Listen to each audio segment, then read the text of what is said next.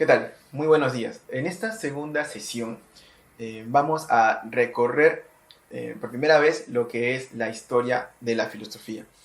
En la segunda sesión ya hemos como que visto la filosofía, pero de una manera terminada, ¿ok? O sea, con características ya definidas, incluso hasta con disciplinas ya definidas. Pero la filosofía no nació así, definitivamente que no, ha tenido un proceso de formación y su nacimiento es un tanto milagroso y un tanto, digamos, consecuencia de ciertas, ciertas situaciones. ¿Ok? Entonces, vamos a hacer un breve repaso. Obviamente que todo el mundo, o gran mayoría de la gente ya sabe que la filosofía nace en Grecia. Y obviamente tenemos que remontarnos a esa misma cultura para poder entender sus orígenes. ¿Ok? Entonces, pero la cultura griega, amigos, es una cultura compleja, es una cultura, digamos, rica, de diversas interpretaciones, ¿no? Entonces, nosotros lo que vamos a hacer en esta ocasión es dar unas pinceladas, unos esbozos para que entendamos y nos acerquemos hacia el origen de la filosofía. Por eso que el primer periodo es el periodo cosmológico, ¿ok? Es el periodo cosmológico. Ahora, ¿cómo es que llegamos a este punto? Entonces vamos a retroceder en el tiempo, vamos a hacer una pequeña línea de tiempo, incluso vamos a estar antes que los griegos, para entender más o menos de dónde viene eso. Entonces, miren, aquí lo que he hecho es una pequeña línea de tiempo, ¿ok? Una línea de tiempo donde vamos a resaltar varias cositas. Por ejemplo, esto de acá, esto que ustedes ven, es el proceso de hominización del hombre, sino del ser humano, ¿no? Este está, por ejemplo, el Homo habilis, el Homo erectus, el Homo sapiens, ¿no? Pero hay un proceso que es común a todas las especies animales, en todo caso, ¿no? En la gran mayoría. Y es que cuando el ser humano, por ejemplo, trata de sobrevivir, ¿ok? Habíamos dicho, ¿no? Que socializa, ¿no? Forma una cultura, pero a la vez también lo que hace es jerarquizarse, ¿ok? Todo conjunto, en este caso en el humano, siempre tiene un líder, siempre tiene gente de mando intermedio y siempre tiene gente que sigue, ¿ok? Entonces, el proceso de jerarquización se da en la especie humana. Hasta el día de hoy nosotros elegimos nuestros gobernantes, nuestros representantes, porque ellos van a ejercer digamos, esa línea, ¿no? de autoridad, de ley sobre nosotros. Entonces, esto que está aquí, este simbolito, esto simboliza nuestra jerarquización, ¿sí? Jerarquización. Una jerarquía, ellos narran una jerarquía. Y incluso nuestros parientes, los chimpancés, ¿no? Como Jane Goodall lo menciona, ¿no? También forman lo que se llama, por ejemplo, macho alfa, ¿no? Y obviamente la disposición de territorio, entonces todo eso marca una jerarquía. Entonces la especie humana no está exenta de eso. Siempre tiene sus líderes, siempre tiene sus seguidores. Ahora, es evidente que el porcentaje en el grupo humano, siempre de los que lideran, siempre es mínimo. O sea, no todos llegan a ese punto. No todos llegan a este punto. Por eso es que justamente siempre en nuestra ruedita de porcentaje, en nuestro pastel de población, siempre ponemos a los líderes, ¿no? Como un pequeño porcentaje. Y obviamente también están los de mando medio y las grandes mayorías. Pero cuando el ser humano justamente forma esto, ¿ok? Se va a dar cuenta de que al interactuar con la naturaleza, ¿sí? Esta la limita, ¿ok? Esta la limita.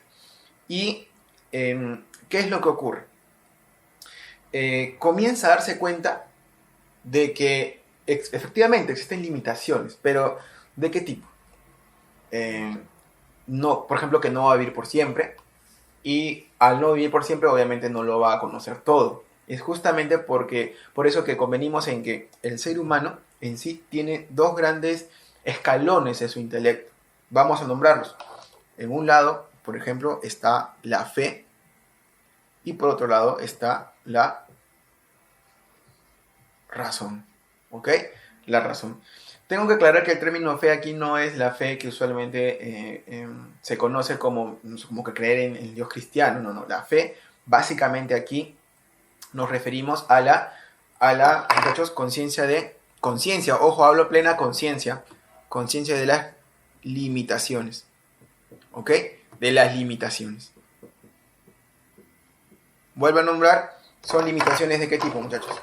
Son limitaciones de tipo, vamos a ver acá nuestro esquemita, de tipo existencial y de tipo noceológico. ¿Ok? Noceológico. ¿Qué significa existencial? Que tienes que, justamente, obviamente, no vas a vivir por siempre. No vivirás por siempre. ¿Ok? No vivirás por siempre. Y noceológico, ¿por qué? No lo conocerás todo, pues. Opino que este tipo de fe nos hace falta a muchos de nosotros, ¿sí? Siempre tener, chicos, conciencia de nuestras limitaciones, ¿ok? No vivirás por siempre y no lo conocerás todo. El ser humano de aquella época se da cuenta de eso. Y el momento de implantar o de tener o de condensar esa fe, automáticamente lo que hace es proponer la existencia de un ente divino, de un ente superior, de un ente luminoso y misterioso, porque escapa a todo lo que él puede ver, observar, oler o tocar. Entonces, justamente a partir de eso, de esto de acá, es que, de este momento, obviamente, es que postula ¿qué cosa? La existencia de un ser divino. Vamos a poner acá, de un ser divino, de un ser misterioso, ¿ok? De un ser misterioso, de un ser luminoso, luminoso. Entonces, ¿qué es lo que ocurre, muchachos? Si bien es cierto, la fe es una base del pensamiento. Obviamente, no hablo pues de que solamente todos queremos quedarnos en fe. Obviamente, si nos quedamos en fe, pues podemos adquirir cualquier cosa que nos vendan como, entre comillas, sagrado, ¿no? Entonces, no ocurre así. La fe, en su sentido positivo, sirve como una base para la razón, porque la razón, amigos, es un instrumento crítico, ¿está bien? De juicio. En cambio, la fe no. La fe nos permite, ¿qué cosa? Confiar. Sienta la confianza tanto en lo que creemos, tanto en la palabra del otro. Ahora, aquí también nace lo que llamamos, por ejemplo, lo que es la participación mística, que es, básicamente la participación mística es, digamos, como que el reconocimiento hacia la naturaleza, porque ella nos limita, ¿ok? Entonces vamos a poner acá nuestra esquemita, participación mística, ¿ok? Entonces, esto de aquí es lo que se retroalimenta siempre mediante la religión. La religión vendría a ser, grosso modo, una praxis de lo que dicta o lo que cree la fe. ¿Ok? Siempre es una práctica concreta y constante. Algo así como, por ejemplo, como tú vas a misa, ¿no? Si tienes tu fe cristiana o católica, vas a misa todos los domingos. ¿Por qué? Porque eso es una especie de costumbre religiosa, ¿no? Religiosamente tú vas y accedes a ese tipo de ceremonia. Entonces, de allí viene más o menos el circuito en el cual el ser humano va caminando a través de la historia y va pues acomodando todos estos conceptos, ¿no? Pero luego, obviamente, que cuando tenemos una participación mística, el hombre comienza a crear mitos, ¿ok? Comienza a crear mitos, obviamente que los primeros mitos son o refieren, por ejemplo, a la interacción entre madre e hijo. Ustedes deben recordar, por ejemplo, y con una justa razón, amigos, razón porque lo primero que uno encuentra en la vida es el cuerpo materno. Entonces de ahí que la mitología comience sus narraciones, ¿no? A partir de la interacción de madre e hijo. Otra cosa que también trata el mito es la relación que se da entre hombre y mujer y cómo estos dos interactúan para poder prolongar la especie, ¿no? Entonces son dos principales temas que se abarcan en la mitología. Pero, ¿qué ocurre? Recuerda que toda organización o toda cultura tiene sus líderes. Entonces, al tener sus líderes, ¿qué es lo que hace? Ellos tienen una función. Se supone que ellos, al ir al frente, también van al frente en el modo de observación. Y ellos tienen una especie de conexión con lo divino misterioso. Los primeros personajes que van a interactuar o van a ir, digamos, más allá de lo que la gran mayoría ve, son los adivinos. Son los adivinos. Hoy también llamados magos. ¿Ok? Sus observaciones acerca de lo divino misterioso van a permitir, por ejemplo, no sé, predecir épocas de cosecha, épocas de sequía, épocas de las estaciones, los días, las noches, los eclipses. Entonces, esas cositas lo hace quien, el adivino. Y va a ser, cuyo liderazgo va a ser legitimado siempre y cuando sea efectivo. Y es más, una cosa, a pesar de que él narre el mito, él también lo vive. O sea, no solamente es contarte la historia del mito, también es vivirlo junto con la comunidad. Y eso justamente es lo que legitima su liderazgo. Entonces, el adivino tiene o es un líder o un superior en el grupo humano siempre y cuando su actividad, tanto predictiva como vivir el mito, sean eficientes y ayuden a la comunidad a alcanzar tanto la salvación colectiva como la individual, pero más que todo es la colectiva. Entonces, viene este breve esquema, muchachos, ¿no? Más o menos por allí va la cosa. Ahora, tenemos que centrarnos en una cultura. O sea, yo sé, hay varias, ¿no? La hindú, está, por ejemplo, está la egipcia, está la mesopotamia. Vamos a centrarnos en una cultura, que es la cultura griega, ¿ok? La cultura griega es ahí donde justamente nace la filosofía. Entonces vamos a centrarnos ahí porque hay una especie de superior, hay un personaje muy atrevido que va a indagar o va a tratar de relacionarse con lo divino misterioso, ¿ok? Y esto lo voy a presentar en el siguiente grama. Espera un momento. Bien, aquí tenemos nuestro segundo esquema y ya habíamos visto pues que el ser humano va evolucionando, ¿no? De primate, ¿no? De homínido a humano, ¿no? Homo sapiens. Luego tenemos al adivino, que ya tiene consolidada la participación mística, ¿no? Y como te vuelvo a decir, aparece un personaje muy peculiar, sobre todo en la cultura griega. Estamos apuntando ahora a la cultura griega, ¿ok? Entonces aparece nuestro famoso, pues, poeta, ¿ok? Poeta. Vamos a dibujar con nuestro poeta. Nuestro poeta que dispone de un instrumento, porque ustedes deben recordar que para la antigua Grecia la poesía está acompañada de música. Ellos tenían un instrumento un tanto especial. Un instrumento de resonancia sin caja. Un instrumento de cuerdas sin caja de resonancia, llamado lira. Entonces, aquí tenemos a nuestro famoso poeta. ¿Está bien? Poeta o también llamado rapsoda. ¿Ok? Rapsoda. Y obviamente que lo divino misterioso para la cultura griega, hablo para la cultura griega, ya va a tomar nombres.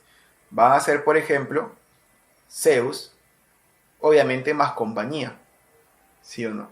Más todos los dioses olímpicos, ¿ok? Más todos los dioses olímpicos.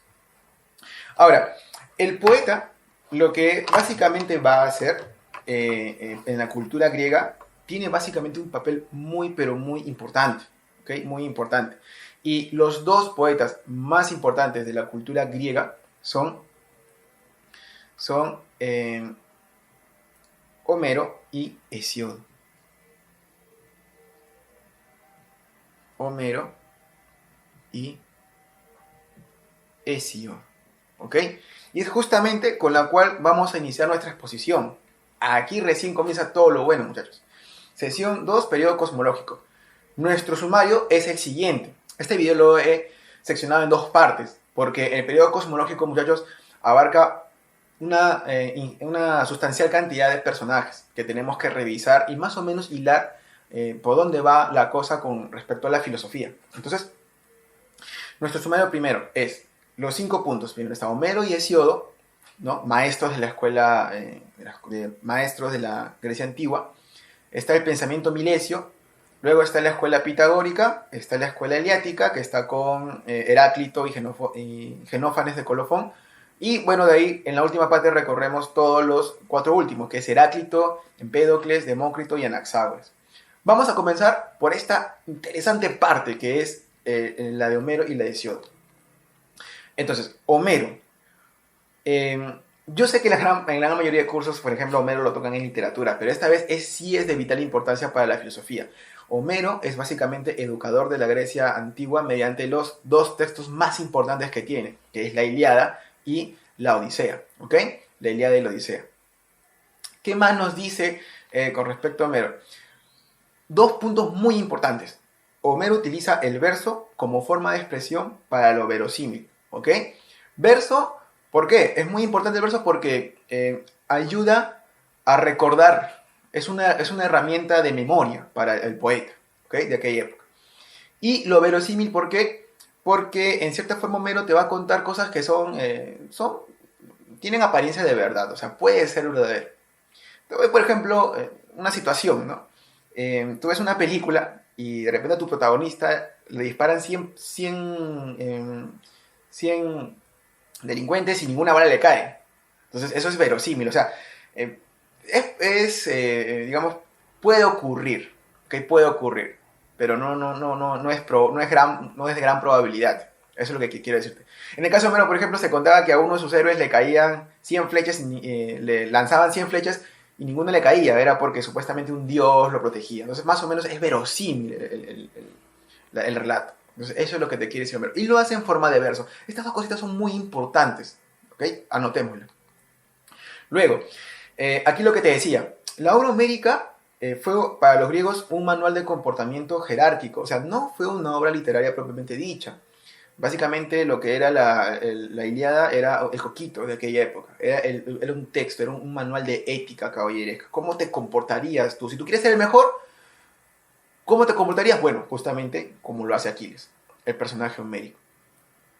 Ahora, Homero lo que hace es que en sus poemas descansan pues los héroes, ¿no? Los héroes son personajes míticos, son personajes fuertes, son personajes bellos, son personajes con una determinación única para conseguir la victoria a toda costa. Entonces, ese era el ideal del griego, amigos.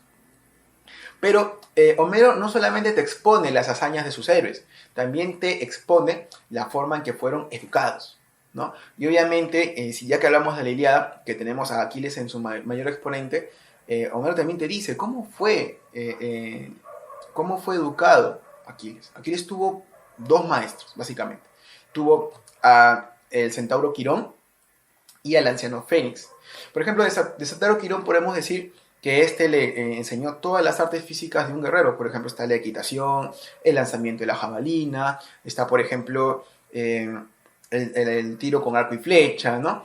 Además, también se dice que hubiese aprendido artes curatorias.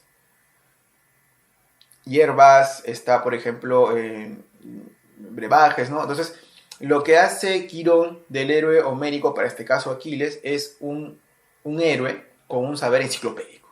Es lo que te quiere decir. O sea, no estamos hablando solamente de guerreros, digamos así, toscos, guerreros violentos, no. Son los héroes de Homero son guerreros refinados, son guerreros educados, son guerreros de élite. Entonces, sería lo más cercano a un caballero, pues, medieval, ¿no? Forzando analogías, obviamente.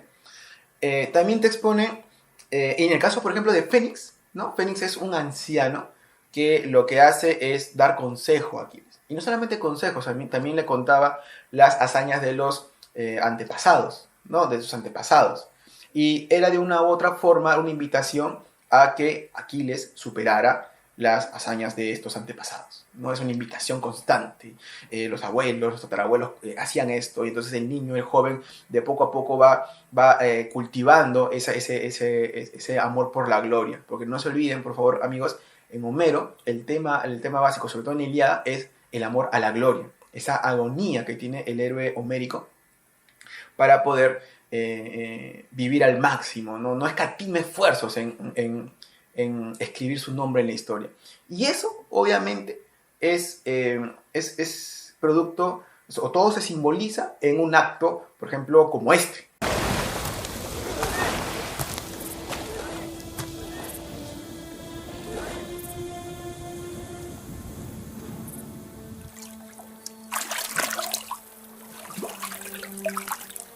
Dicen que el rey de Itaca tiene la lengua de fuego.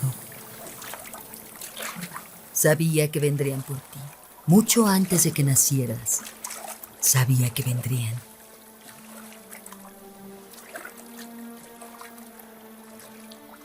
Te pidieron pelear en Troya.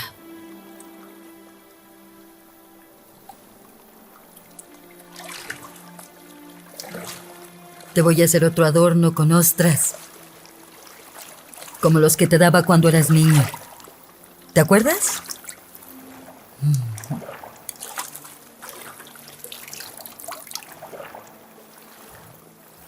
Madre, Hoy lo decido.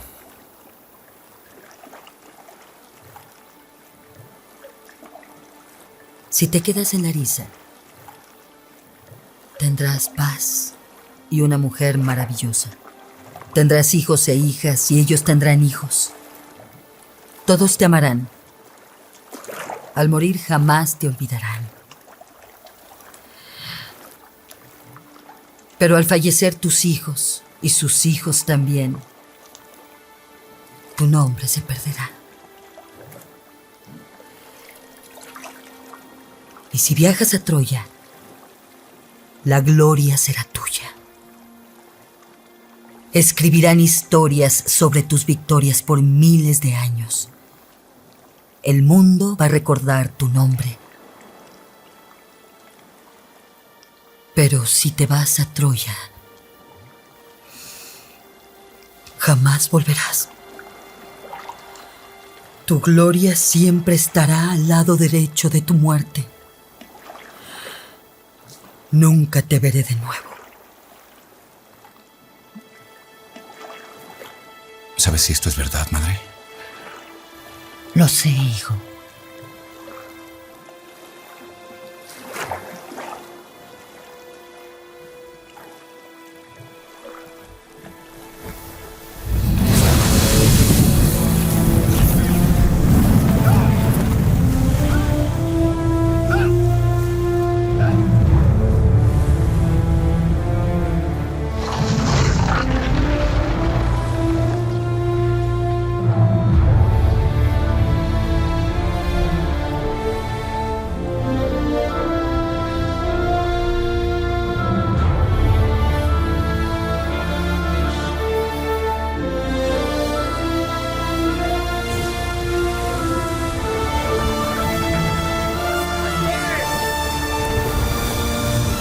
Bien, entonces habíamos visto, Aquiles lo que hace es desdeñar una vida larga, una vida que cargará pues en el olvido, ¿no? Entonces, y entonces elige una vida corta, truncada, pero obviamente llena de gloria. Esa es justamente la decisión que toma el héroe homérico, ¿no? De amar tanto la gloria que incluso la vida no solamente la vida es un vehículo para alcanzarla, ¿ok? Solamente eso. Entonces, eso es lo que te quiere decir en este punto en el Homero. Ahora, ya habíamos visto, el héroe representa un ideal de caballero perfecto, sí, en el sentido de que es tanto diestro en las artes de las armas, ¿ok? Sabe un montón de tácticas militares, de guerras, como también en el arte de la oratoria. Sabe comportarse en una asamblea, sabe cómo dirigirse a un superior. Es cierto, Aquiles era un semidios y podía tranquilamente matar a Agamenón, pero él sabe comportarse, él sabe estar a la altura, él sabe cómo manejar la situación. Entonces, es justamente lo que nos expone Homero. Y obviamente, en mi opinión, todo ese amor a la gloria, toda esa lección homérica que está en Ilíada, por ejemplo, se condensa en este pasaje muy, muy bonito, muy hermoso, en la cual el padre de Aquiles, que es Peleo, le da una recomendación, un consejo de vida a Aquiles. Y ahí está, ser siempre el mejor y mantenerse superior a los demás. Ser siempre el mejor en el sentido de saberse superior ante todos, ser ganador, ser el mejor ante los jueces. Entonces, que con una victoria pues honorable, ¿no? Entonces a eso es lo que aspira no solamente la aristocracia militar de Grecia en aquella época, sino este ideal se va a pasar a cada capa de la sociedad de la antigua Grecia. Entonces estamos a puertas de una sociedad ultra competitiva, imagínate, desde el alfarero compiten entre vecinos hasta incluso los generales de la antigua Grecia. Entonces este es quizás, en mi opinión, también el mayor regalo que le puede dar Homero a no solamente a Grecia, sino a toda la humanidad. El poder siempre, el tratar de imitar al héroe, el tratar de siempre tener un modelo de vida. En este caso era Aquiles. Entonces, y justamente lo que te comentaba, que la vida era un vehículo para alcanzar la gloria. ¿Cómo podemos expresar eso? Bueno, está justamente en el siguiente pasaje. Observemos. Eso está en la Odisea, en el canto número 11, cuando Odiseo baja a los infiernos y se encuentra Aquiles. Veamos qué le dice. A ver, en cambio Aquiles, ningún hombre es más feliz que tú, ni de los de antes, ni de los que vengan. Pues antes, cuando vivo, te honrábamos los argivos igual que a los dioses. Y ahora de nuevo imperas. poderosamente sobre los muertos aquí abajo, con que no te entristezcas de haber muerto, Aquiles. Entonces, aquí como que es digamos, como que un consuelo, ¿no? Una frase, digamos, condescendiente hacia Aquiles, pero Aquiles dice, un momento, por favor, tus palabras, lejos de hacerme sentir bien, me hacen sentir mal. Mira, dice, no intentes consolarme de la muerte, noble Odiseo.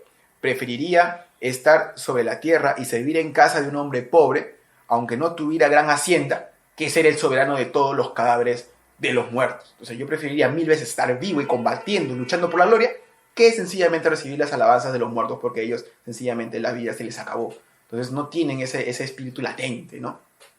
Entonces es un pasaje más que nos ilustra lo que Homero nos quiere decir, lo que Homero le hereda a la cultura griega, a la sociedad griega. Entonces vayamos con eso, rescatemos eso, ¿no? Ahora, este ideal obviamente en cierta forma tiene un cierto descontrol, porque las aristocracias de aquella época pugnaban mucho por el poder. ¿Está bien? Está bien amar a la gloria, está bien querer ser el mejor, pero ahí creo que hay una situación un poco desbordante. Y luego tenemos a Hesiodo. Vamos a nuestro siguiente personaje, Hesiodo. Hesiodo, que vive entre los siglos 8 y 7, ¿ok? Tiene una intención. Mira, no se basa en lo verosímil.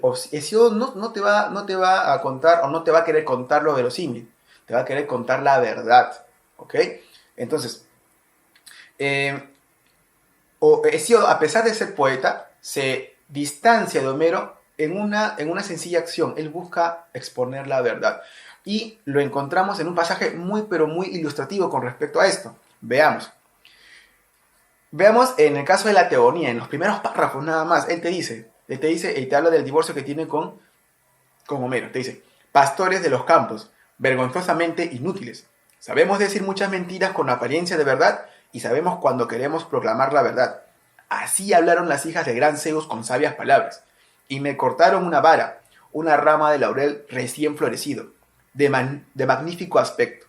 Y me susurraron un cantar y me dieron la orden de ensalzar la generación de los dioses, bienaventurados y eternos. Entonces, en este párrafo tenemos dos cosas muy importantes, amigos. Primero, que las musas tienen el poder de, uno, decir mentiras con apariencia de verdad, y lo otro, decir sencillamente la verdad tal y como es. Entonces aquí Hesiodo que te dice, oye, eso verosímil o esa mentira con apariencia de verdad, esa se la dan a Homero. O sea, él te explica eso, porque la musa también lo toca. Y acá vamos a nuestro esquema. Zeus tiene con Mnemósine, la diosa de la memoria, si mal no recuerdo, hijas llamadas las musas. Y las musas decaen sobre ambos poetas. ¿Ok? Las musas iluminan, las musas hablan a través de los poetas. ¿Ok? Entonces, ¿qué es lo que te dice aquí?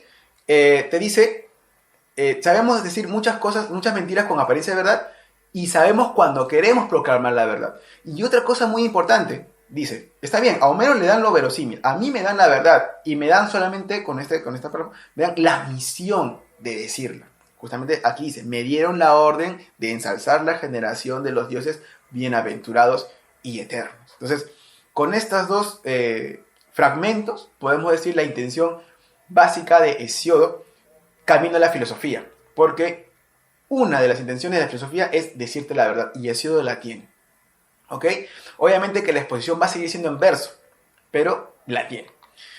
Justamente el siguiente punto es muy importante. Conserva el verso como modo de expresión, a pesar de que decir buscar la verdad, aún conserva el verso. Es un poeta todavía. ¿Ok? Siguiente. Las dos obras principales de Hesiodo, que son la Teogonía y los Trabajos y los Días, básicamente lo que hacen es sintetizar la fe que tiene Hesiodo en Zeus. Y Zeus es protector de la justicia, de la dique, ¿no? Vamos con la primera obra. Vamos a analizar la primera obra, muchachos. La primera obra es cortita, es más, te la recomiendo que la leas, amigo, porque de verdad tiene unos buenos consejos. No te digo que trates de hacerlos a pie de letra, pero tiene muy buenos consejos. Es lo que te diría, por ejemplo, no sé, tu abuelita en una conversación de nieto a abuelo, ¿no? Veamos, ¿qué dicen los Trabajos y los Días? Consejos para llevar una vida justa. Ah, y me olvidaba. Los Trabajos y los Días fue, en cierta forma, una obra que Hesiodo le dedica a su hermano Perses. ¿ya? Aquí entramos nuevamente en un contexto histórico. Lo que pasa es que en aquella época habían demasiados pugnas entre la aristocracia y la clase media, ¿ok? Y las pugnas se resolvían en juicios. Y no solamente había esa, digamos, esa pugna entre aristócratas y clase media, sino también entre ellos mismos. Y Perses lo que hizo básicamente era entablar un juicio a la misma familia de Hesiodo, porque recuerda que Perses y Hesiodo son hermanos, entablan un juicio y Perses se queda con toda la herencia familiar. Se queda, qué raro, ¿no? Que hermanos se peleen por la herencia. Bueno, eso no sé si eso, en cierta forma, yo creo que todos hemos visto una pelea de hermanos por la herencia, pero bueno, aquí ocurre también lo mismo. Perses se queda con toda la herencia familiar y lo que hace, se lo gasta. Lo despilfarra y regresa, ¿no? El mismo hermano pródigo regresa y Hesiodo le dedica esta obra. Hesiodo le dedica esta obra y dice, vas a ver, ahora Perses, te vas a sentar a leer esto y vas a seguir estos consejos. Y no solamente va a ser para su hermano, sino para toda la clase a la que él pertenece. Recuerda que Hesiodo, lo mismo lo cuenta en la Teogonía, él era un pastor, él era un labrador, ¿no? Veamos. A ver, ¿qué es lo primero que te dice Hesiodo? O unos consejos te dice, por ejemplo, el trabajo constante, joven, te va a garantizar el aprecio no solamente de los dioses, sino el aprecio de tus compañeros, de tus vecinos, de tu comunidad. Porque esa es otra forma de alcanzar la virtud. Mientras que Homero, en la clase alta, ¿no? El arete y la virtud se consiguen en el campo de batalla, amando la gloria, aquí te dice tranquilo. También puedes conseguir la virtud o el aprecio de los inmortales trabajando constantemente de manera honrada. Es por eso que te dice lo siguiente. Por los trabajos se hacen los hombres ricos de ganados y opulentos, y si trabajas te apreciarán mucho más los inmortales. El trabajo no es ninguna deshonra, la inactividad es una deshonra. Si trabajas pronto, te tendrá envidia el indolente al hacerte rico. La valía y la estimación van unidas del dinero. ¿Ves? ¿Qué te dice Hesiodo? Tranquilo, muchacho, solo dedícate a trabajar de manera constante y tú tendrás el favor de los dioses. Otro consejo, por ejemplo, que te da en los trabajos y los días es el de aquí.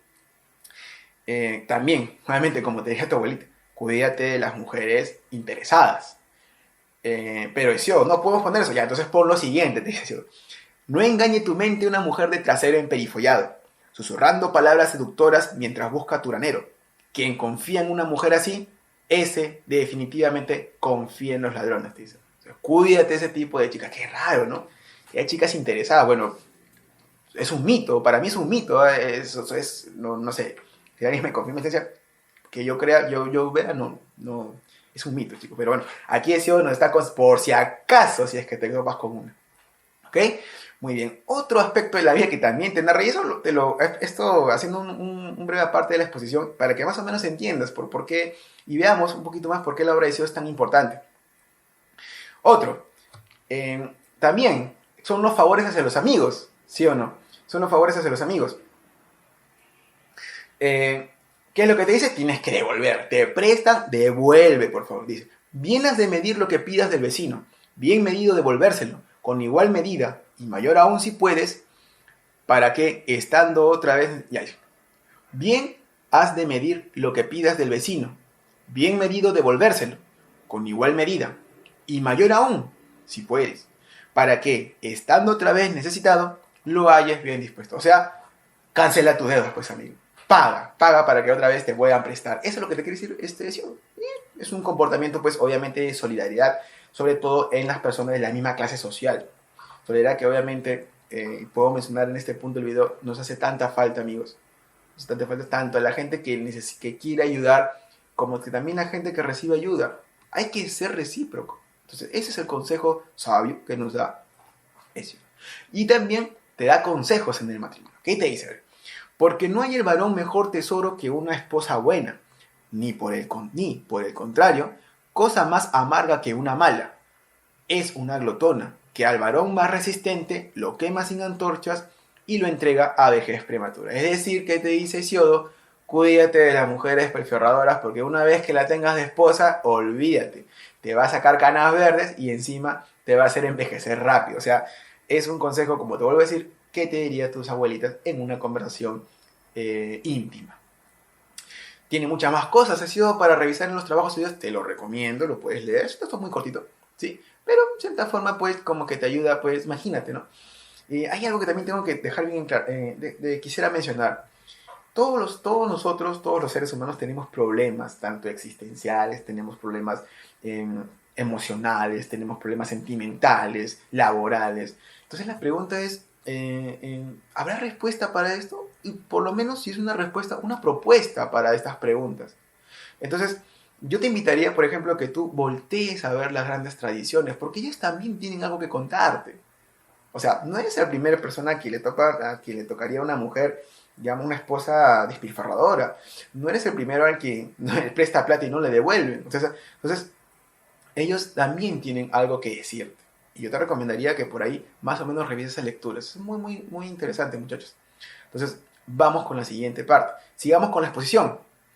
¿Qué hace Hesíodo? Ahora vamos a la parte filosófica, la parte que va apuntando hacia la filosofía. Lo que hace Hesíodo es ordenar las cosas no conocidas por el hombre. Claro, toma los fenómenos, las tormentas, los terremotos, las estrellas fugaces, todo, y empieza a crear piezas. Y esas piezas las va a armar en un rompecabezas. Y esta rompecabezas, amigos, no es otra cosa que la teogonía. Vamos, la teogonía lo que hace es narrar la genealogía de los dioses y el orden natural. Recuerdan que Zeus es el protector de la justicia, sí, pero es una justicia que no ha venido de inmediato. O sea, que ha demorado 3 generaciones de dioses entre peleas de padre e hijo en establecerse y que obviamente encuentra en Zeus su máximo protector. ¿Ok? Entonces, ¿qué es lo que te dice? A ver, veamos. Primero, te narra la teogonía Hesíodo. En primer lugar existió el caos.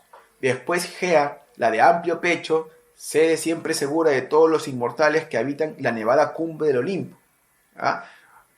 Por último, Eros, el más hermoso entre los dioses inmortales, que afloja los miembros y cautiva de todos los dioses y los hombres el corazón y la sensata voluntad en sus pechos. Entonces, aquí lo que en este pasaje la teogonía te narra Hesíodo son cositas muy importantes. Está el caos, está la tierra Ogea y está el Eros.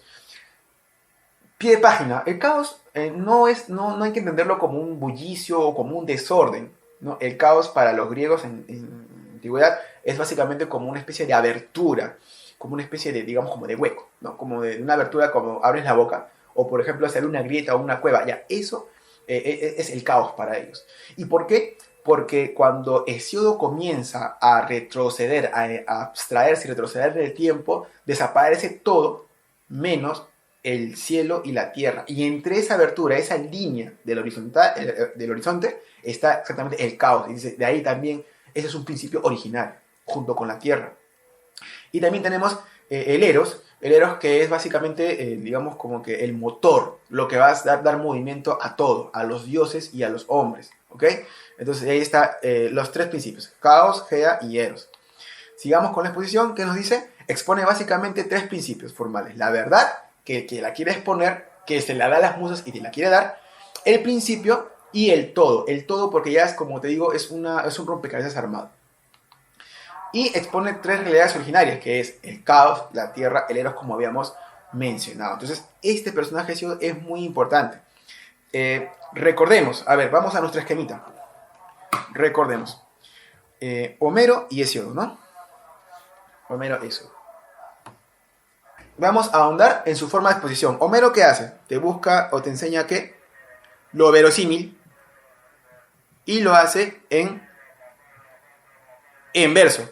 Y Hesíodo lo que hace es exponerte la verdad y lo sigue haciendo en verso.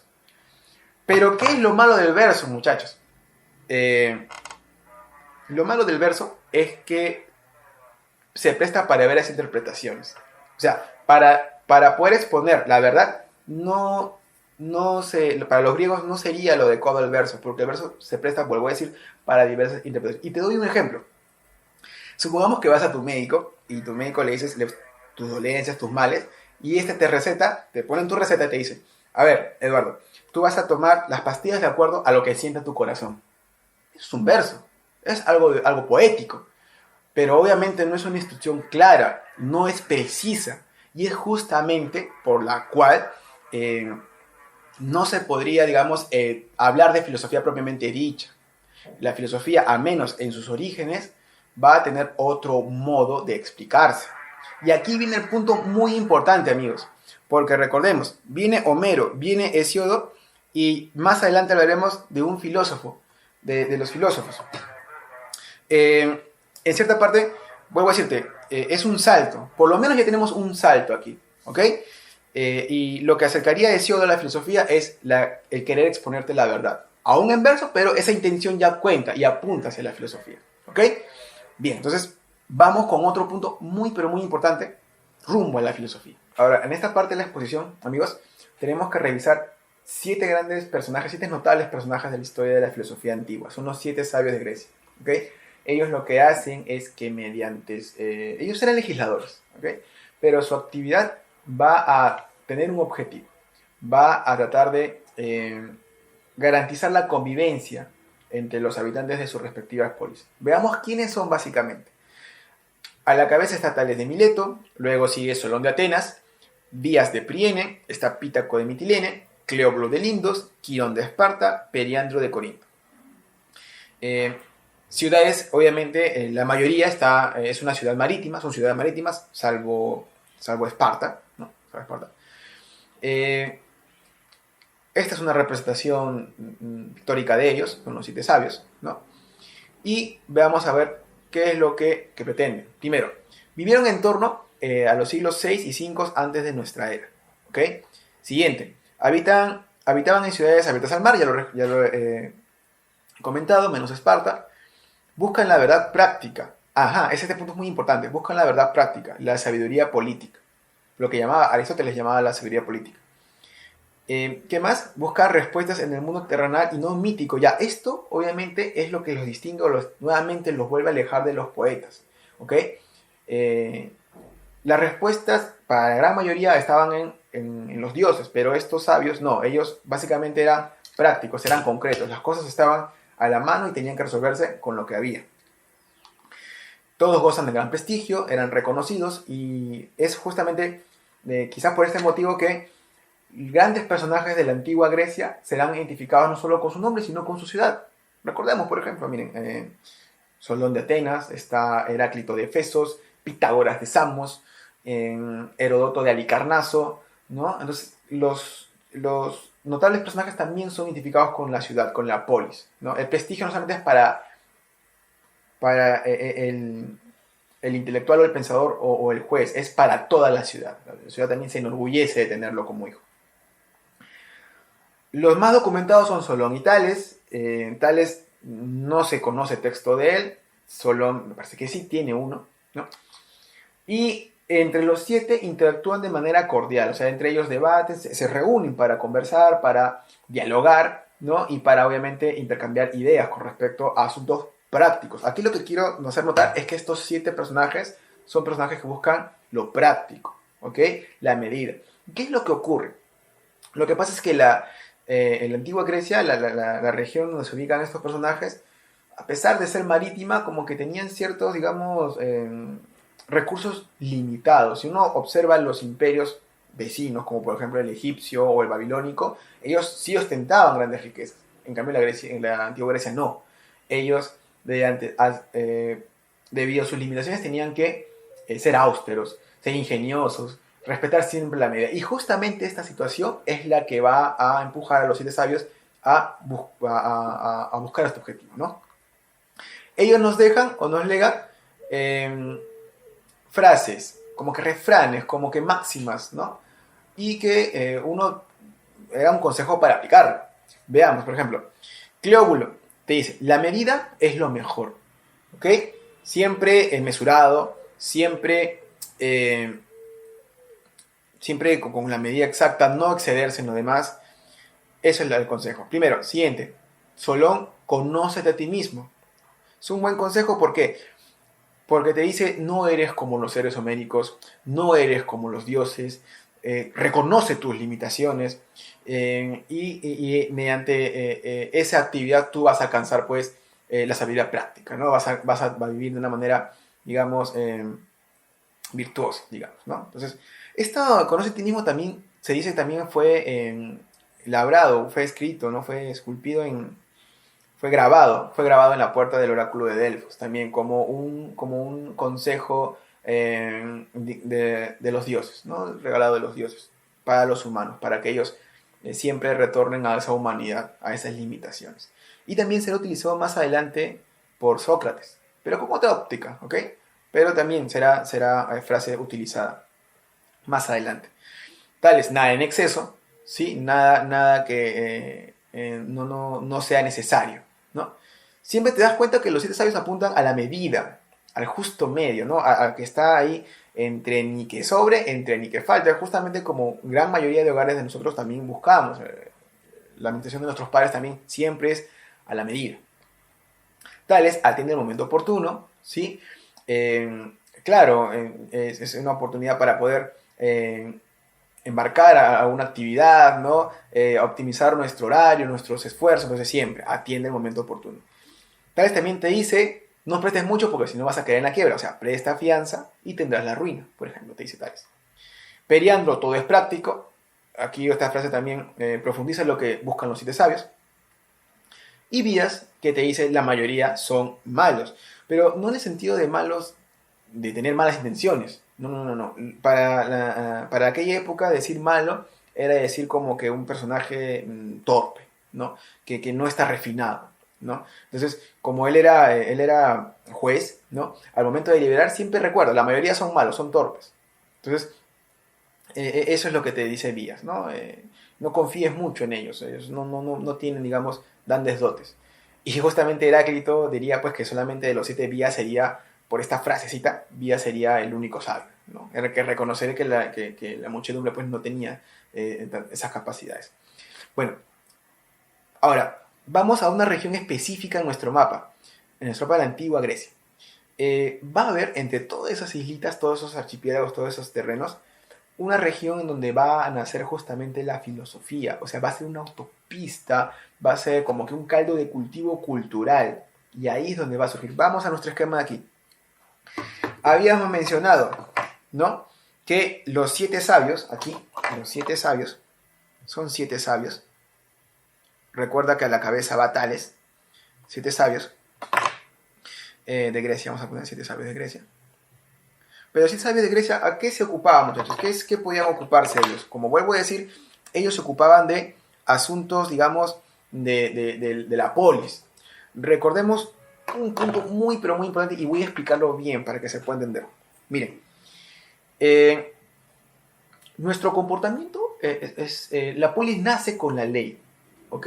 Y la ley está hecha para limitar nuestro comportamiento.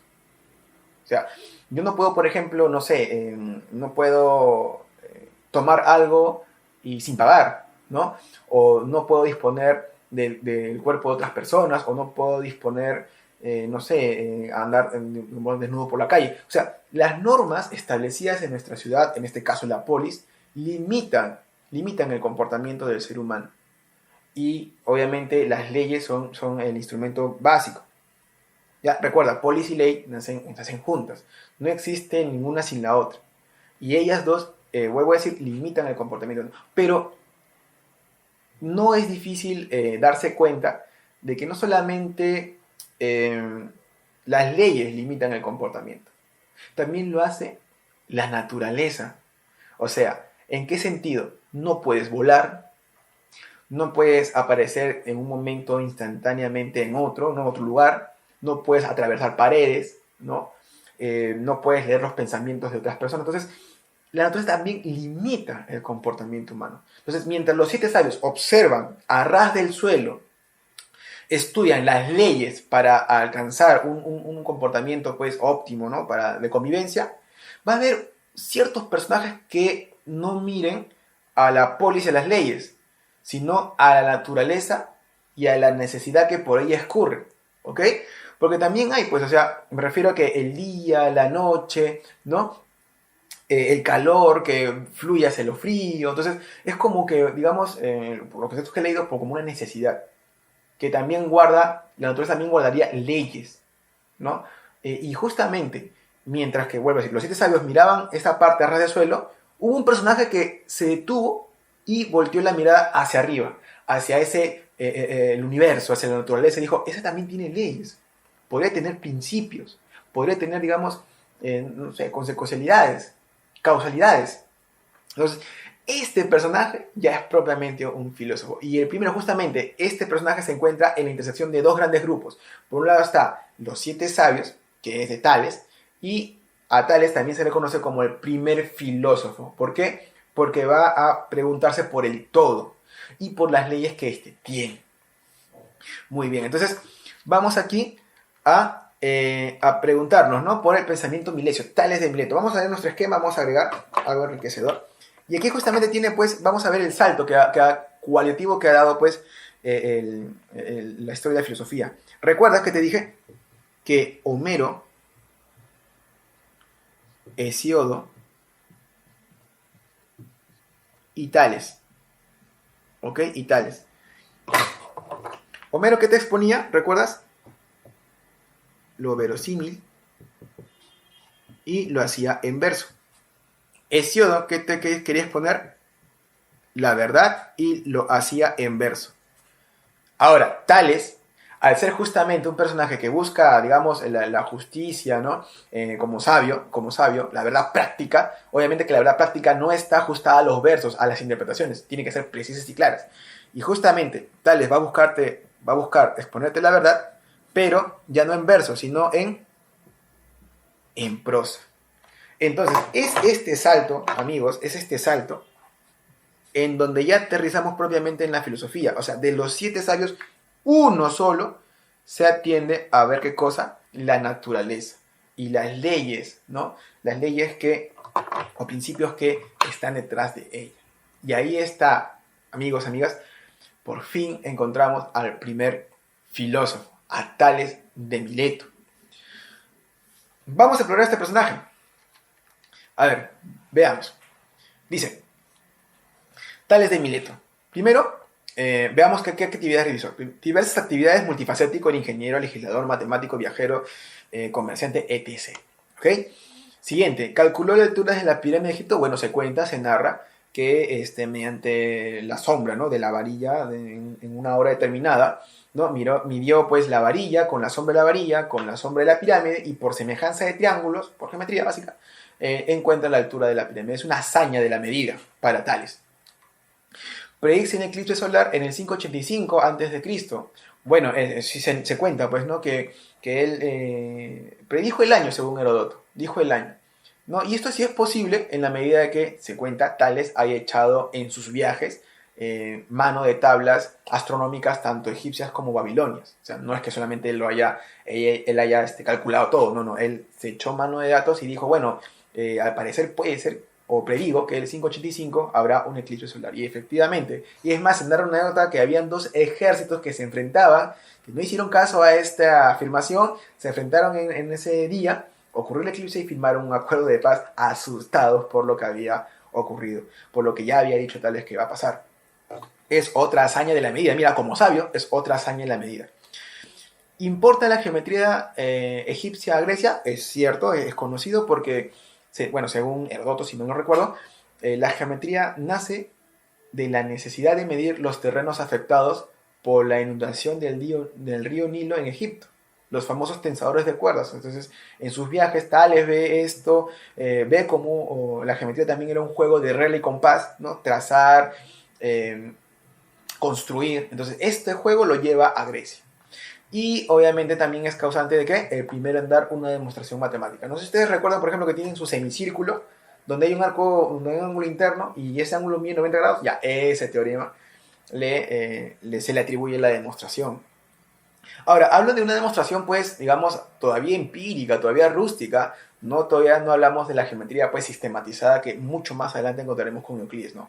Ya más o menos se dan visos de razonamientos, de tejer, pues, demostraciones. Esto lo importa, lo trae como novedad Tales, ¿no? Imagínate qué variedad de conocimientos. ¿Se habría hecho rico con prensas de olivo? Bueno, es una anécdota. Se cuenta, pues, que él había observado la naturaleza y había predicho, pues, oye, amigos, muchachos, va a haber una ingente cosecha de olivo, estén prevenidos. al parecer nadie le hizo caso, nadie escuchó sus consejos. ¿Y qué hizo Tales de manera astuta? Bueno, se alquiló o se compró todos los molinos de olivo, ¿no? Para prensar el olivo y sacar el aceite. Y vino la cosecha. Era ingente, era demasiada. Entonces,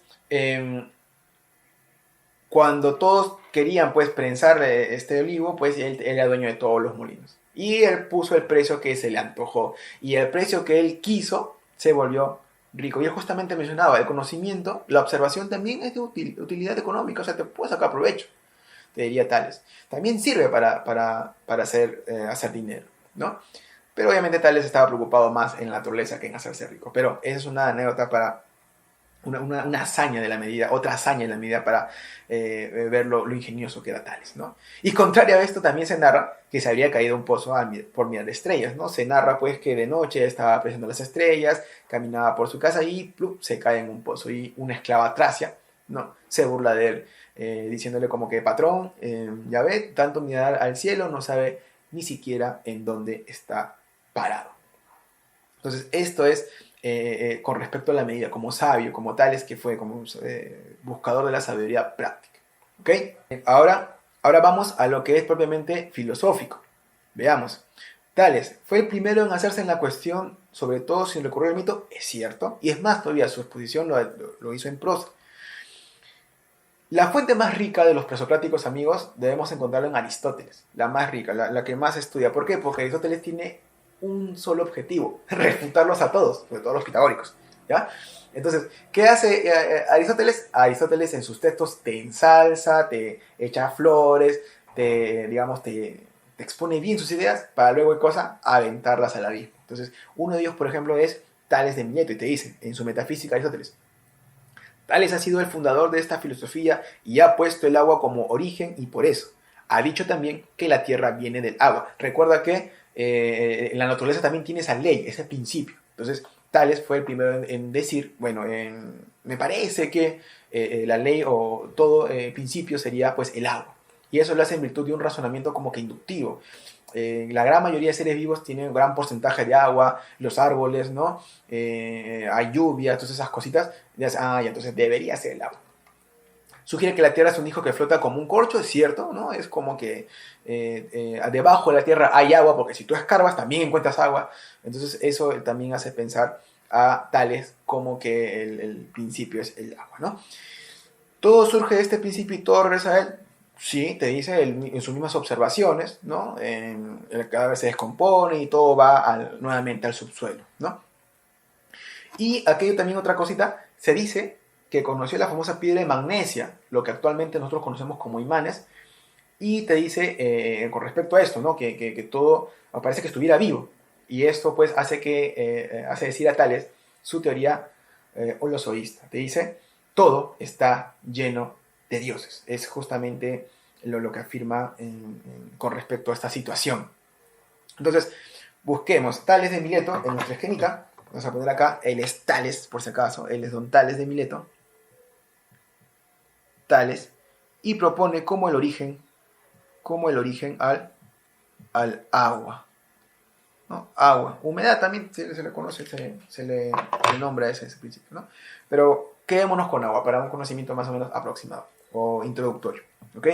De los 7 fue el primero en observar hacia arriba, pero ojo, fue el primero, más no el último, porque a su línea de pensamiento le van a seguir 2 personajes también de igual importantes en el pensamiento jónico o milesio, porque son de Mileto. Fue Tales. Ahora pasemos a otro pensador que sigue su misma línea, discípulo podríamos decir, y este es Anaximandro de Mileto. Anaximandro fue básicamente el primer pensador, el primer filósofo, ya propiamente dicho, como vemos en nuestro esquema. Ya está Tales, ya es considerado filósofo y ya pertenece a la clase de personajes que ya se pregunta, vuelvo a decir, por las leyes o principios de la naturaleza, ¿ok? Ya fija la mirada hacia el cielo. Viene Anaximandro y dice, por ejemplo, ¿fue continuador de Tales en su línea de reflexión? Por supuesto, sí, fue su discípulo, se sabe que fue conciudadano de Tales. ¿Escribe el primer texto filosófico? Sí, ¿sí? No, me parece que no lo tenemos al alcance, no se tiene a disposición, pero se le conoce con el nombre sobre la naturaleza, ¿ok? Realiza diversas actividades, igual que su maestro, Tales, ¿no? Pero en especial me parece que es geógrafo, y a él se le asigna la confección de un mapa, del mundo conocido por aquella época. Propone el apeirón como principio o como arjé. Arjé, esa palabrita, ¿no? En griego sería arjé, ¿no? De hecho fue el primer filósofo que utilizó ese término. Con él comienza el lenguaje filosófico, ¿ya? Propone el apeirón y en el desarrollo de su propuesta hace una crítica a su maestro Tales, en el sentido de que Tales utiliza, él dice, ¿no? Tales utiliza para explicar lo determinado otra cosa determinada, como es el agua. Pero yo podría seguir tratando de explicar lo determinado mediante otra cosa determinada. O sea, determinado viene de lo determinado, viene lo determinado, viene lo determinado, y así podemos tener una cadena ad infinitum, te diría Anaximandro. Entonces, el único escape que existe para esta cadena, ¿no? Digamos, cadena infinita de explicaciones en lo determinado es lo indeterminado. Justamente lo llama el apeiron, ¿no? Lo indeterminado. Ahora, la propuesta de Anaximandro es un poco, digamos, como que tiene un poquito de complejidad, de profundidad, de abstracción, diría yo. Se entiende el apeiron como que lo indeterminado, obviamente, sí, pero en medida en que es un conjunto de posibilidades, ¿ok? Algo que podemos saber del apeiron es que todas las cosas se engendran y perecen sobre él, ¿ok? Coloca el tiempo como una variable más. Estos tres últimos puntos lo voy a explicar. Se me ocurre un ejemplo bien sencillo para poder acercarnos a la idea del apeiron. Ojo, acercarnos, ¿ya? Bien, entonces, es como decir que tú juegas una partida de ajedrez, ¿ok? Una partida de ajedrez. Tienes tu tablero, tienes ahí con otra persona. Nosotros nos ponemos a pensar, en el caso de los juegos, existe infinidad de configuraciones de las fichas, ¿no? De las fichas en un tablero de ajedrez. ¿Ya? Ese conjunto vendría para hacer Anaximandro, sería el apeiron. Si reducimos todo el mundo a ese tablero de ajedrez, el apeiron sería ese conjunto de configuraciones posibles que tiene ese juego. Ahora, a medida que tú vas desarrollando el juego, moviendo los peones, las torres, las reinas, es evidente que esa configuración sale de lo indeterminado y viene de la naturaleza. ¿Ok? Viene de la naturaleza. Entonces, vamos desarrollando nuevamente el juego, seguimos avanzando y obviamente las fichas, las piezas se van, la cantidad va disminuyendo. Y nuevamente empieza a ¿qué cosa? A retornar a configuraciones como que más sencillas. O sea, vuelvo a repetir. Va naciendo, va siendo engendrado y a medida que la vida, que transcurre su vida, va nuevamente pereciendo, muriendo y regresando al apeiron. Ahora, esto lo hace en el sentido de una especie de como que injusticia, te dice. El calor le hace injusticia al frío, el día le hace injusticia a la noche. ¿Por qué? Porque la presencia de algo aquí en este mundo de la naturaleza es una injusticia contra lo que no está aquí, ¿ok? Contra lo que no está aquí. Pero obviamente ese mundo de injusticia no puede permanecer. Si fuera totalmente injusto, absolutamente injusto, debería estar todo el tiempo aquí, pero obviamente eso no ocurre. Y eso es, digamos, como que la novedad de Anaximandro, ¿no? Que al meter la variable del tiempo, ¿va a qué cosa? Va a hacer que todo objeto que nosotros veamos siempre tiene como que un ciclo de vida, ¿no? Va nuevamente surgiendo y va nuevamente naciendo y va nuevamente pereciendo y regresando al apeiron, a un mundo donde ya no hay injusticias, donde ya todo se pierde en ese mundo de configuraciones, como habíamos tomado el ejemplo del tablero de ajedrez. Cuando ya termina la partida, ¿no? Se queda en una sola configuración y nuevamente vuelve a ese mismo conjunto infinito, ¿no? Indeterminado de posibles configuraciones. Entonces, algo así vendría a ser el apeiron, no indeterminado. ¿Qué más podríamos decir eso es con respecto a Anaximandro. Vamos a colocar nuestra esquemita, ¿sí? A ver. Vamos a colocar aquí. Bien. Recordemos que estos filósofos, a partir, si bien es cierto, ellos proponen, ¿no? Proponen principios para la naturaleza, para la física, ¿no? En todo caso, para el cosmos, para el orden. De ahí viene su nombre, muchachos. Periodo cosmológico, ¿no? Porque ellos van a tratar de proponer, de responder al principio, a la ley de ese orden, ¿no? A pesar de todo eso, ellos todavía conservan su fe, ellos aún reconocen sus limitaciones, ¿ok? Ellos reconocen sus limitaciones. Entonces, por acá tenemos lo divino. Ellos no bajan la cabeza, perdón, ellos no alzan la cabeza contra lo divino, ¿ok? Lo divino misterioso. Y bueno, encontramos aquí un tercer personaje. Recuerda que es un vínculo de discípulo a maestro a discípulo, ¿sí? Tales, Anaximandro, todo esto es el pensamiento jónico. Y nos falta, ¿a quién? A Anaxímenes.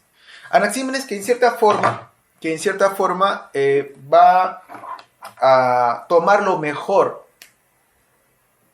digamos, las propuestas más interesantes, partes de las propuestas más interesantes de Tales y Anaximandro. Y paso a explicarlo. A ver, veamos. Anaxímenes de Mileto, discípulo de Anaximandro, en su línea de pensamiento jónico, ¿no? De Mileto, propone como principio el aire que tiene una concepción, aer en griego, que tiene un significado como que respiración o aliento, ¿ok?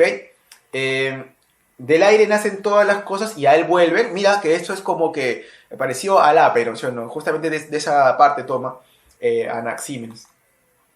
Agrega la formación de las cosas mediante condensación y rarefacción. Esto es un punto muy importante que voy a pasar a explicar con el siguiente punto. Agrega además el movimiento a su esquema. Ya. Cuando dices, por ejemplo, que Anaxímenes propone el aire como arjé, como el principio, uno diría, pero Eduardo, Anaxímenes regresa a Tales. ¿Por qué regresaría a Tales si supuestamente la propuesta de Anaximandro es, digamos, como que más abstracta, más generalizada? Ya, aquí hay un punto muy, pero muy importante. ¿Qué es lo que ocurre? Lo que pasa es que Anaximandro, el arjé Anaximandro, básicamente tiene que ver con la abstracción, ¿ok? Lo indeterminado es una abstracción. Entonces, el indeterminado no se encuentra en la naturaleza, está más allá de la naturaleza.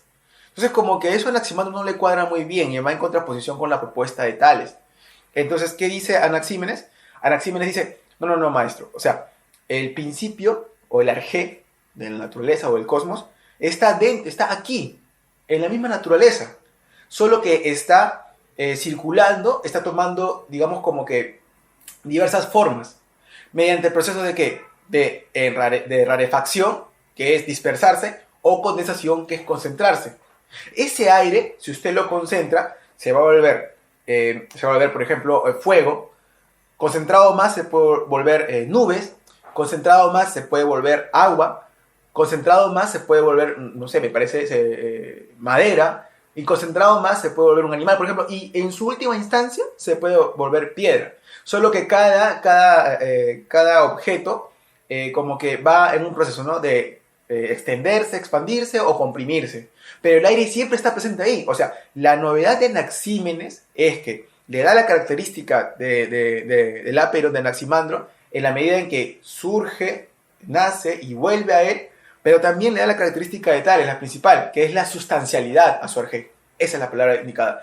La sustancialidad, la presencia. El arjé está aquí, en estos mismos momentos. Está en mí, porque está condensado, pero a medida que yo voy existiendo, obviamente me voy desintegrando, me voy como que rarificando, digamos, ¿no? Me voy dispersando. Y también ocurre lo contrario, ¿no? Que también se va condensando otro tipo de materia. O sea, pero hay un movimiento, ¿ok? Entonces, justamente esa es como que una síntesis entre la propuesta de Tales y la propuesta de Anaximandro. Por eso que Anaxímenes dice, no, maestro, a mí me parece que el aire es el arjé, es el principio, ¿no? Del cosmos, ¿ok? Es el principio. ¿La idea de movimiento está bien? Sí. Y bueno, ahí está la propuesta de Anaxímenes, ese pensamiento jónico. Pero acá hay una cosa muy importante, compañeros. Miren, esta escuela, esos son tres, se le llama escuela propiamente dicho, pero yo he decidido cambiarle el nombre porque obedeciendo al concepto propio de escuela, como veremos en Pitágoras, básicamente son tres personajes, o sea, no han formado una comunidad. Pero miren, esta triada, esta terna de personajes, básicamente se va a ocupar de la fisis, ¿no? de la naturaleza. O sea, son los primeros, como diría, físicos, ¿no? Hay unos científicos, por ejemplo, que los consideran. Me parece que Schrödinger considera, por ejemplo, a Anaximandro como el primer científico, ¿no? En la medida en que observa la naturaleza y trata de especular sobre ella. Aquí comienza la actividad especulativa, ¿no? De la filosofía. Ahora, es cierto, tú escuchas las propuestas para el Arge de Tales, de Anaximandro, de Anaxímenes, y son interesantes, ¿ok? Son muy interesantes, pero no despiertan pasión. No despiertan pasión en el sentido, de como lo hizo Pitágoras, el siguiente personaje notable de la filosofía y muy importante, digamos como que a la altura de Sócrates, es Pitágoras de Samos. ¿Por qué lo es? Primero, vamos a colocar aquí el nombre, Pitágoras de Samos, de la escuela pitagórica. Ahora, obviamente que si hablamos de la escuela pitagórica, estamos hablando de quién. Primero tenemos que hablar de quién, de su fundador, ¿sí o no?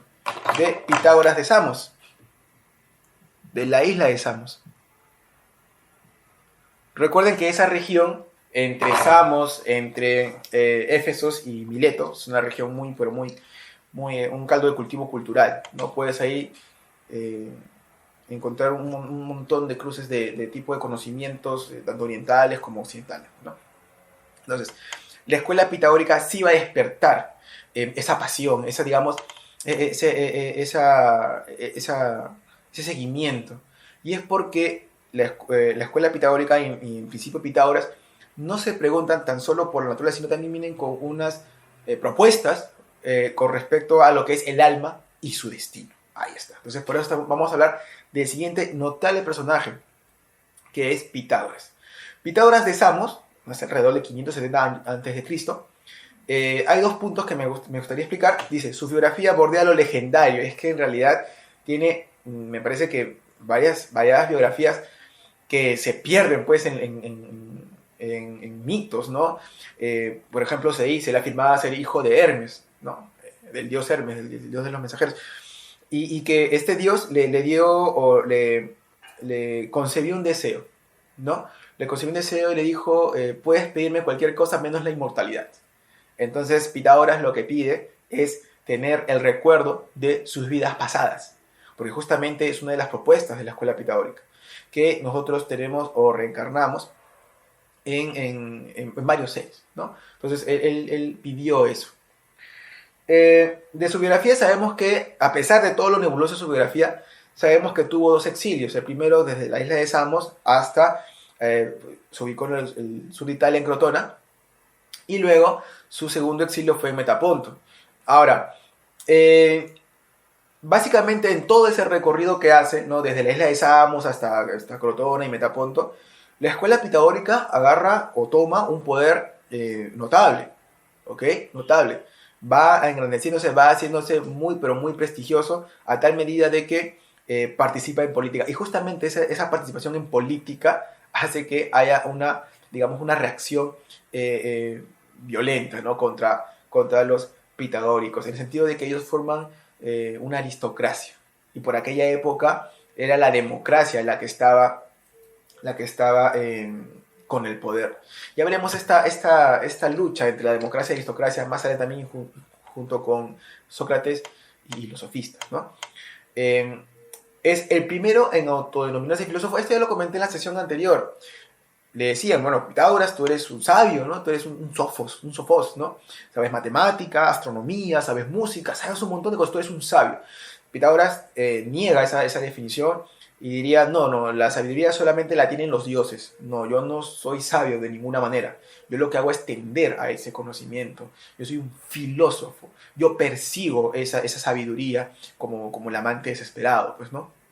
Entonces yo voy a eso, te dice Pitágoras. Fue el primero en autodenominarse filósofo. Fue el primero en construir una escuela, justamente por eso le llamamos escuela pitagórica, en el sentido de que arma una comunidad alrededor de él, ¿ok? Alrededor de él. Tiene una comunidad de jóvenes aprendices que van a seguir su estilo, su forma de vida. Con la escuela pitagórica, básicamente con Pitágoras, se inaugura de una manera ya, sí, totalmente, digamos, pero muy sustancial, la filosofía como modo de vida, ¿ok? Como modo de vida. Y todos los seguidores, todos los adeptos van a seguir esas normas, ¿ok? Y vuelvo a decir, como al principio dije, es preocupado por el alma y su destino. ¿Por qué? Porque tiene una influencia tanto del orfismo como del zoroastrismo.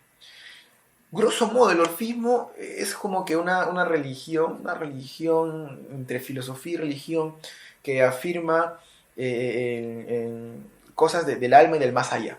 ¿No? Esas cosas es lo que... La inmortalidad del alma es una de las propuestas principales del orfismo. Y del zoroastrismo, bueno, como que una especie entre lucha entre bien y el mal, ¿no? Y que finalmente la victoria será del bien. Esas cositas, Pitágoras en sus diversos viajes va absorbiendo. Mira, y a pesar de que Pitágoras era de la región después de que estaba entre Mileto, Efeso y Samos, ¿no? Era un jónico, digamos, como que de élite, o sea, que tenía esa formación. Bueno, vuelvo a decir, estaba preocupado por el alma y su destino, ¿no? Él afirmaba que nosotros reencarnábamos, vuelvo a decir, reencarnábamos en animales, reencarnábamos en plantas, ¿no? Y nuevamente en seres humanos. Y esto obviamente porque estaba influenciado por el orfismo y el zoroastrismo. El orfismo vendría a ser como que entra una religión, una filosofía cuya propuesta principal, una de las propuestas principales es que el alma es inmortal, ¿ok? Y el zoroastrismo vendría a ser como que una religión también que afirma, ¿no?, la lucha entre el bien y el mal y bueno, y termina pues con la victoria siempre del bien.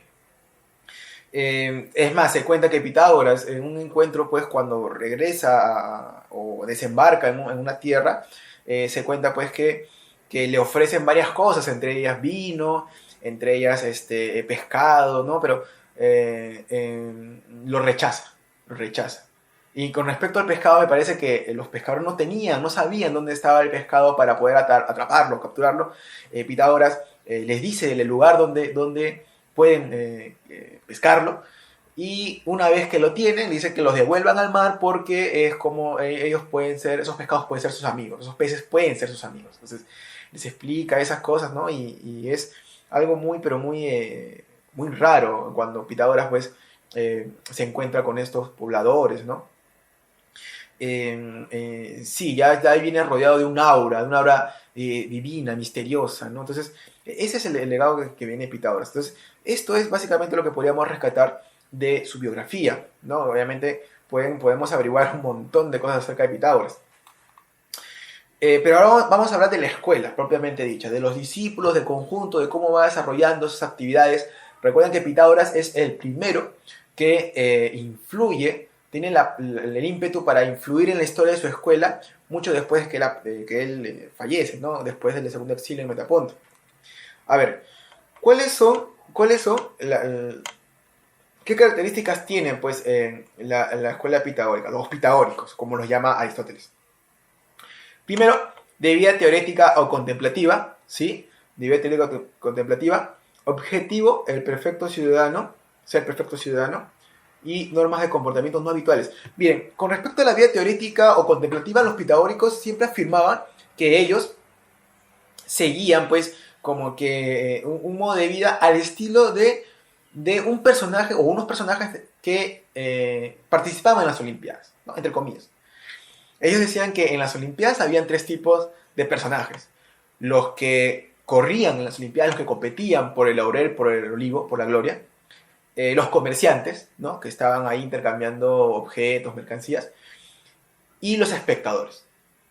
Los espectadores que observaban, que contemplaban, ¿no?, todo este movimiento, ¿no?, de estas fiestas, ¿no?, en honor a Zeus y al Olimpo. Entonces, ellos decían, nosotros somos esos observadores, nosotros nos dedicamos a la vida contemplativa, a la vida teorética, ¿no?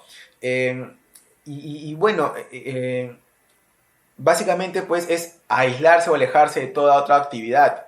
Es como básicamente, digamos, como que usualmente en la actualidad los científicos hacen, ¿no? O sea, ellos se dedican básicamente a una vida, digamos, dedicada a la abstracción, ¿no? Al pensamiento, ya no a tanto a lo práctico ni a lo inmediato. Ellos van más allá, pues, en ese tipo de actividades. Lo mismo ocurría con ellos, estaban dedicados exclusivamente a eso. Podemos inferir, por ejemplo, por lo tanto, que son gente pues, de clase pues, de recursos, ¿no? Objetivo es el perfecto ciudadano en el sentido de que logra pues liberarse de las ataduras del cuerpo, de las necesidades, ¿no? De las necesidades del cuerpo sin deshacerse del cuerpo, obviamente, ¿no?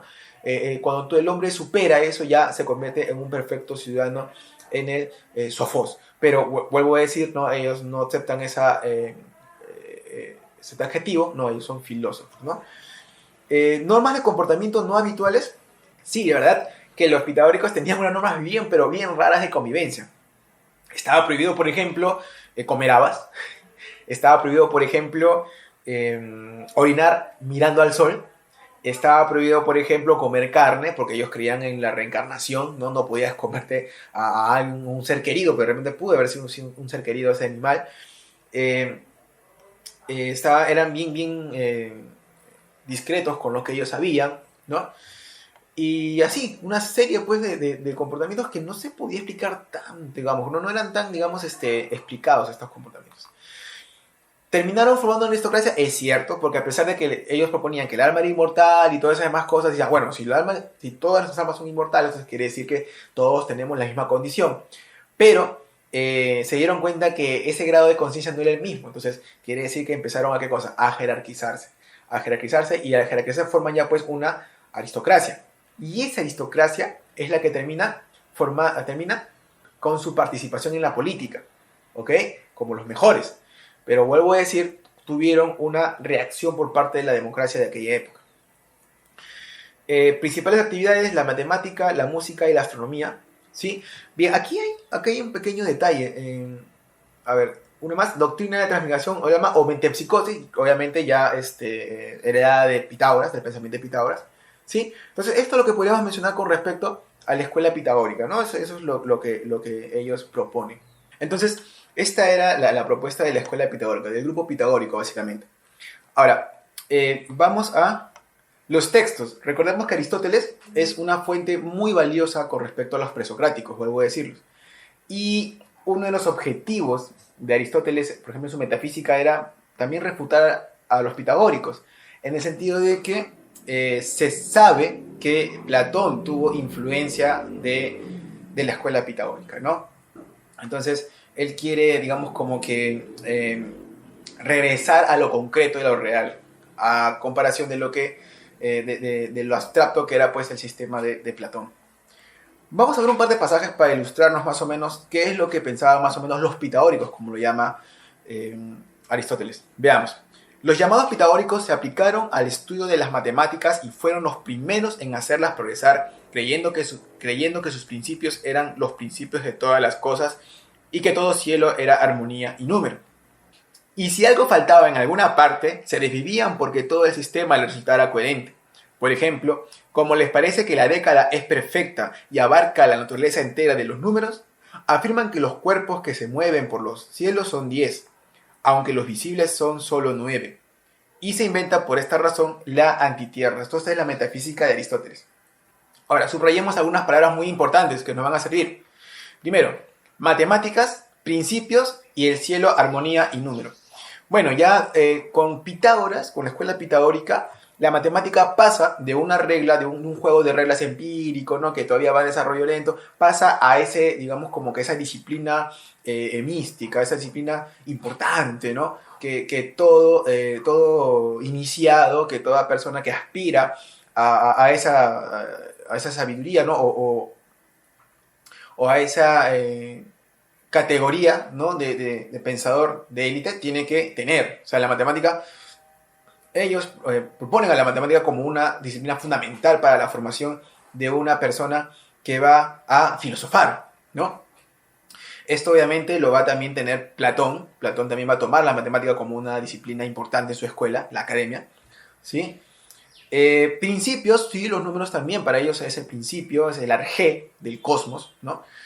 Y el cielo era armonía y número, claro, porque pensaban pues que los planetas se representaban a cada escala musical, ¿no?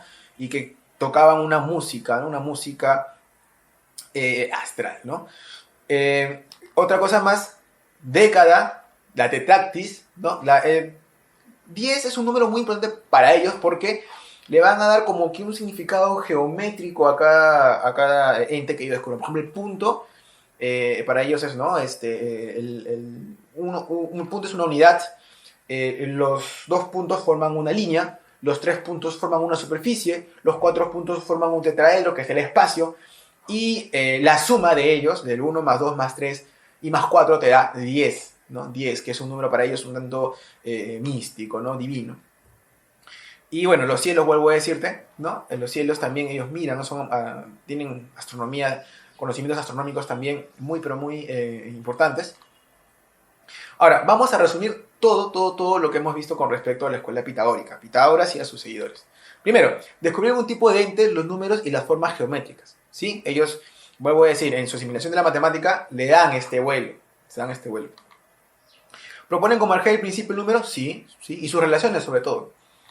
El todo coincide con el ser de los objetos matemáticos, es que es al revés en realidad. Supuestamente se decía, ¿no?, que la naturaleza mostraba los cambios, los fenómenos, ¿no?, todas esas cositas, y que uno por abstracción podría encontrar una relación matemática entre ellas. No, los pitagóricos como que invierten ese orden, ¿no? Dice, en el fondo, el número no es resultado de nuestra abstracción, sino es que encuentran una resistencia a poder acceder a ellos, porque ellos son el principio último, el que está en el fundamento de la naturaleza, y sus relaciones son obviamente la ley que sigue, ¿no? Esto obviamente va a ser refutado con un acto muy, pero muy peculiar, ¿ya? ¿Qué ocurre? Lo que pasa es que, como ustedes sabrán, Pitágoras es más reconocido por su teorema, ¿no?, que por filósofo o por músico, ¿no? ¿Y qué ocurre? Ellos encuentran que, sobre todo un discípulo, me parece, Hipaso de Metaponto, descubre que la raíz cuadrada de 2 no es una razón entre números. O sea, no equivale a una fracción, ¿no? Voy a escribirlo aquí para que me puedas entender. Esto de aquí. Descubren que la raíz cuadrada de 2 no es un número racional. No puede haber una fracción cuyo desarrollo decimal te dé la raíz de 2. Hipaso descubre esto. La demostración es sencilla, se basa por el método de contradicción. Solamente tienes que asumir que estos dos son primos entre sí y que no son pares, etc. Y llegas a una contradicción. Y obviamente el sistema sufre una conmoción, un fuerte golpe, porque ellos creían que la razón era lo que estaba detrás, era la ley del cosmos. Se dice que Hipaso, pues, de Metaponto desaparece en extrañas circunstancias, muere en extrañas circunstancias. Sabía demasiado, al parecer. Entonces, es lo que se cuenta, un crimen a raíz de un descubrimiento que va en contra de la escuela de Pitágoras. Otro punto, para ellos cada astro era una nota musical, ya lo recité, ya lo comenté. Para ellos cada astro era una nota que compone una música celestial que el hombre no presta atención porque está acostumbrada a escucharla desde siempre. Ese es el detalle que dicen los pitagóricos. Entonces, el hombre no voltea a mirar hacia arriba porque no se percata, no es consciente de eso, ¿no?, de esa música. Y por último, vuelvo por tercera vez a decir, afirma la inmortalidad del alma mediante la transmigración o mentepsicosis. ¿Ok? Entonces, esto es lo que tenemos que referirnos a lo que es la escuela pitagórica. Acá tenemos finalmente nuestro esquema. Observemos, ya acá está la filosofía propiamente dicha. Todo esto terreno ya abarca la filosofía. Esto es la primera parte del periodo cosmológico, amigos. Estamos con Tales, Anaximandro, Anaxímenes. Ya todos ellos exponen su teoría, buscan la verdad, ¿sí? En el caso de Pitágoras ya introduce la matemática, el orfismo, ¿no?, el zoroastrismo, ¿no?, como unos ingredientes adicionales. Pero esto ya es filosofía propiamente dicha. O sea, el proceso ya se dio, ya estamos ante el avance impetuoso de esta actividad. Y bueno, obviamente, amigos, esta es la primera parte. tenemos que culminar con la otra, en donde ya el vuelo especulativo, puedo ir adelantando, es mucho más alto. Vamos a tener que tocar a Parménides, que es, realmente es el cuco básicamente para mí lo sigo porque sus textos son complejos, lo que tienen que ver con él. Y también Heráclito, ¿ok? O sea, me parece que son como que 5 o 6 personajes que tenemos que revisar para cerrar el periodo cosmológico. Pero lo que a mí me ha interesado es que tú más o menos tengas un esbozo, un dibujo de lo que puedes entender como el origen de la filosofía. O sea, no ha sido tampoco, vuelvo a repetir, no ha sido una especie de milagro, ni tampoco ha sido una especie de que ya tuvo que nacer porque sí. O sea, ha sido una parte de casualidades, de causas y efectos que nos llevan a esto. Porque sí, o sea, pudo haber ocurrido que la filosofía no hubiese nacido. Pero sí, habían elementos, han habido ingredientes que han ayudado al nacimiento de esta hermosa actividad. Y ya aquí la filosofía toma su primera esencia, que es el modo de vida, ¿ok? Entonces, amigos, conmigo es hasta esta sesión, hasta el día de hoy. Esperemos que vamos a trabajar para la siguiente sesión, ¿sí? Vuelvo a repetir, es un poquito más complicado, más abstracto, entonces los esperamos a todos con atención. Repasen, sigan estudiando, sigan aprendiendo, ¿no? Que pues la aventura del pensamiento, el conocimiento recién comienza. Muchas gracias con todos ustedes. Hasta luego. Mirmidones, mis hermanos de espada. Yo elijo combatir con ustedes y no con miles de soldados. Que nadie pueda olvidar que somos peligrosos, somos leones. ¿Qué hay allá? Esperando, más allá de la playa. ¡Inmortalidad! ¡Tras ella! ¡Es suya!